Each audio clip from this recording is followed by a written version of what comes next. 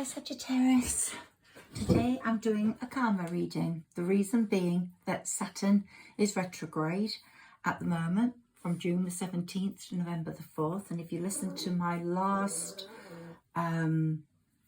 reading, you will know that Sagittarians have been waiting many lifetimes for this moment. It's going to change a lot of the world.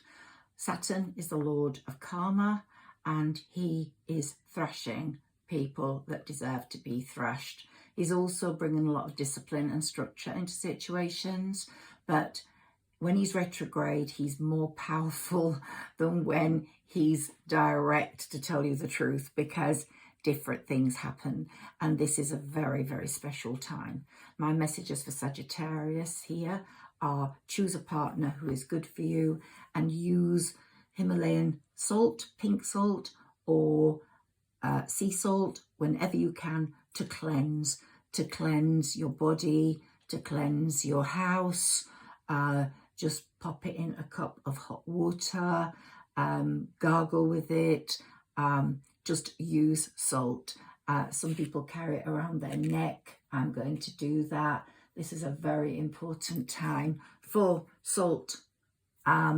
If also there's another little ritual that you can do. It's going to rain, I think, this week, so collect some rainwater, put some salt in that rainwater, and then if you can, cleanse some of your body with it, but more importantly, put your name on a piece of paper with your wish on the back of that, and put it in the salt water and put it in a safe place, possibly near a window. We've got a full moon in Capricorn coming soon. I'm going to look at the cards I've pulled for you. I've also got my Karma Cards book here, which I'm going to refer to. This is going to be just a Karma Cards reading today for Sagittarius. Now, Sagittarius, how weird, I pulled Saturn right out. So he's here, we're saying the majority brings you. I mean, you have been through the mill the last 10 to 12 years, and you've learned a lot, and possibly out of all the signs, you've had the toughest time. I think Aquarius has been quite close to you in that. You've had limits imposed. You've had a lot of caution regarding people that have been in your life. They've been moved. Saturn's been making you very realistic about things, especially that you must wait before you can do certain things, and to be concerned about money in a different way. Saturn's really happy with how you've learned your lessons, but on the collective, with all human beings, whether we're Sagittarius or any sign, we've got goodies and baddies, and the world is being divided on the collective at the moment. We've got the awakened and the asleep. The awakened understanding the spiritual elevation that's taking place in the world, the way of thinking, the control, the sort of greed, the people that are putting their own monetary gain above that of the universe and above that of people's lives. Okay, so we have a lot of things that Saturn's going to be dealing with, and we're also being divided into the goodies and the baddies. I think most Saggis are going to be goodies because you've learnt your lessons, you've paid your karmic debts. And here we've got Jupiter, which is your ruler, and Jupiter really kicks ass, as a bit like Saturn, but it's the planet of expansion, and it's teaching you now in your 6th house. And how weird, we got your 6th house as well, which is here. Let me bring it over here so we can see it. So here we've got in the 6th house is regarding your full-time job, what you do every day, how you serve people well through that job, how you serve your family, how you serve people that you care about you well. And it's saying do a little at a time. That's why it's work every day. It's work a day. It's about your service to others, the people you love and the people you don't even know, the people you get money from, your clients, people that pay you, even if it's online. And it's Jupiter in the 6th house is all about what is good for us health-wise, not only our work, but what is good for us health-wise. Then we've got the North Node, which is extremely important. I'm going to do another reading just on the North Node. There will be success from the positioning of that. You will benefit greatly. So have faith. Do not worry about what's coming next. Now is the time to just get on with it. You've already done a lot of the work. Get on with showing the world what we're doing, what you're capable of. And here we've got the Gemini card. We've just come to the end of Gemini season. We're now in Cancer season. And Gemini is our opposing sign, and anyone who's a Gemini at the moment, also immutable with us, could be very important to us. You will want to know more about them if you're in contact with a Gemini. You will have a few Gemini traits appearing in you right now, and you'll be using the quickest way to do things. You'll be getting these extra skills and talents. There's going to be communication with a Gemini anyway at some point, and there's obviously fluctuations because it's your opposing sign, but there's a lot there. Now the Sun, we always get the Sun, and Mr. Sun or Mrs. Sun are what you really need in your life, and it's coming. That's love. That's warmth. That's happiness, and the universe is going to demonstrate to us what real love is, and it's showing us to act like a leader. So at the moment, Sagittarius, you're being pushed into the forefront. You're being pushed to be someone more special than you ever thought you could be. It's the creation of your creativity possibly that's going to astound people, the gaining of respect from lots and lots of other people, and the things brought to life or light. Oh, I did say I was going to put a picture of my dog out. I forgot. I'm really sorry. I will do that next. Anyway, here we've got in Capricorn, the Capricorn moon. Full moon is coming, and it's going to bring to the fore your goals, the day-to-day reality of your 6th house, your work everyday situation, and you're going to be using it in the most business-like way. I think you're going to be developing an entrepreneurial attitude during this full moon. It's going to show you the way forwards on being an entrepreneur, which is going to bring abundance. You've got a great dedication to achieve, and you're going to focus on the things that are going to bring you money, because Sagittarius, I put on my last quote that Sagittarius don't want money for pointless reasons. They want money so they can help the world. They want money so that they get the freedom to see different places, meet new people. But it's not about materialistic things with Sagittarius. And so we're resulting from the rules we've imposed upon ourselves. Our results we have imposed a lot of rules on ourselves in the last 10, 12 years when we've decided we're not going to deal with negative people. We've decided we're not going to be in relationships that are pointless. We'd rather be alone. This is what most Sagittarius will be thinking at the moment. We're a bit fed up of loneliness, but we would rather be lonely than settle and be with the wrong person. Now, there are 2 planets having a lot of activity on Sagittarius. Mars, the drive. It's giving you the drive, the confronting of, you confront people, your actions will be really valuable and forceful. You've got the energy, Mars is giving you the energy, and you're going to force yourself to move forwards, and I hope so, Sagittarius, because you so deserve it. And here's Neptune flying in the air. Water is going to become very important to you, whether you're a bit of water placement or not. You're going to want to be near water. There's that bluey sort of gush around you at the moment where you might want to be a restaurant near the Thames or near a river or near a canal in Camden if you're in London, or anywhere in the world. You'll want water around you, the seaside, the beach, the seashore, and you're going to inspire others with your watery self. You know, we all have a bit of air, a bit of fire, a bit of water, and a bit of earth in us, and these come out with the different people we meet. You've been prepared for sacrifices, you've made them, and Yielding is the only way to get what you want, and you've learned how to deal with people, how to play them in the nicest possible way. Let's pull another card for you and read it with the books. So let's see what we've got for Sagittarius, please.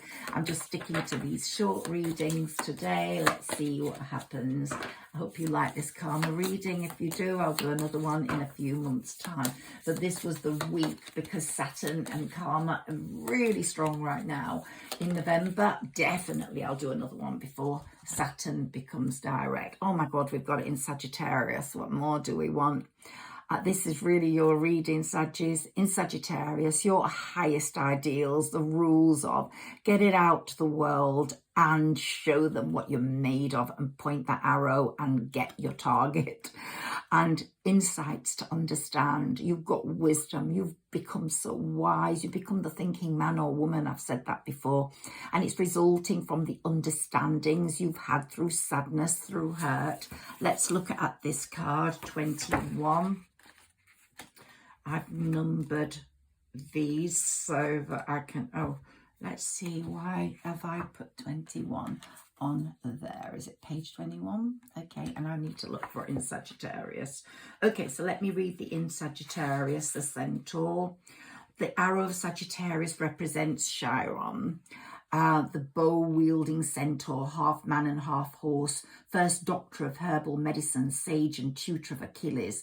The legend of Chiron may have started out with stories of a wise and skillful hunter, perhaps the leader of the first tribe to hunt from the back of a horse. As the hunting parties of different tribes crossed paths, they could have exchanged short stories of Chiron's deeds as they sat under the night sky, discussing the faraway lands and the different religions, philosophies and customs they had seen in their long journeys made possible by travel on horseback. You are the sign of travel. You need to see these places. You need to feel these cultures. You need to talk to people with different languages. You need to communicate through how you do it best, Sagittarius, how you touch people's hearts and how you touch their minds and how you leave an imprint of yourself on them. Association. Sagittarius is associated with travel. That broadens the mind, high learning, the widespread dissemination of knowledge, the great outdoors, natural healing, religions, philosophies, customs and laws, and all things foreign. The parts of the body ruled by Sagittarius are the thighs. I've told you about our legs, haven't I? Which moves us around. People born during the time of Sagittarius function best when they are learning and teaching. So if you're a teacher, you're in the right job. If you teach anything at all and you are a constant learner, you're the most creative, most beautiful of signs. Let's look at page 21, please. I'll put something here for you. Spiritual answers told him that he still had hope. After a moment, he added that the same sentence captured the pure childlike feeling of hope and excitement he felt in the world. When he read the mental answer, he laughed because it reminded him that win or lose, he should be thankful that he was lucky enough to at least be experiencing the thrill of romance, both the highest joy of being attracted to someone as well as the inevitable fear of everything not going well as possible. He was smart enough to realize that it was impossible to experience a loving relationship without an accompanying fear of loss and separation. You're going to go into your next relationship absolutely with the right attitude. Choose a partner who is good for you. Choose a partner that embodies you. Choose a partner that respects you and loves you and is chivalrous towards you, where self-respect and community respect and mutual respect is functional. The physical answer held the key to how we should proceed in this modern mating ritual. Fortunately, this gentleman happened to be quite charming as well as a lover of art and beautiful things. When he read this answer, he had a flash of an image, seeing himself ask his potential lady friend to accompany him to see a famous travelling art exhibit. He was delighted, and I'm happy to report everything worked out very nicely between them. So, of course, I read some other meaning into my friend's answers, and I'm sure did you, but it's the answer that comes to the querent, the one who asked the question. That is the most to the point when we use these karmic cards, that your next love is going to be your last love. Okay, in Sagittarius, let's look for card 21. Which is page 39. Okay, and I'll read you this and then I will go. Thank you, Saggis, for always supporting me, for making the comments you do. It makes it all worthwhile. My channel's growing slowly. In fact, I'm losing supporters. I don't know why. I'm going to have to widen my scope, but thank you, Saggis. Please like, share and subscribe like you always do. Okay, so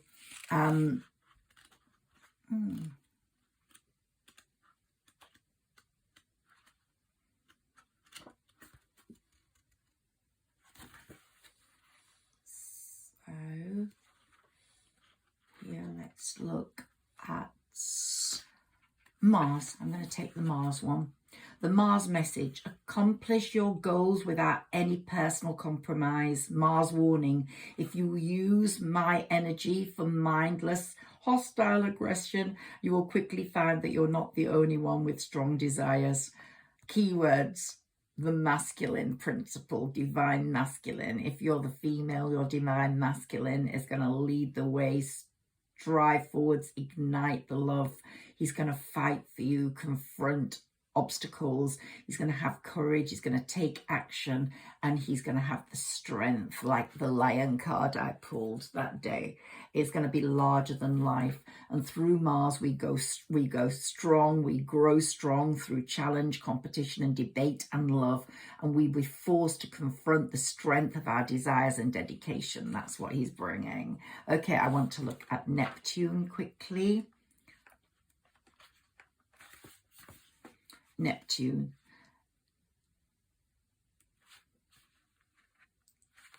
There's more to the reality of your being than meets the eye. The world of your dreams is as real as any other. Your dreams are going to come true. And we want Jupiter, please. A message from Jupiter. The purpose of life. The purpose of life is to grow and expand in experience, knowledge and understanding. This is true for everything in this world and in all other worlds. So, Saggis, you have got a wonderful time during this Saturn retrograde. It's really looking after you, and it's going to bring you what you need. I want to look at the 6th house, which is where Jupiter is.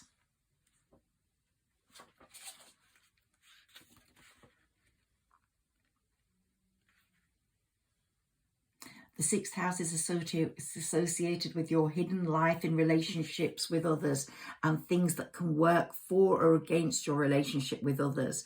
But the most obvious thing that can work for or against your relationships with others is symbolized by your work and services, your performance. If you work with others with a clean, pure heart, you will achieve everything.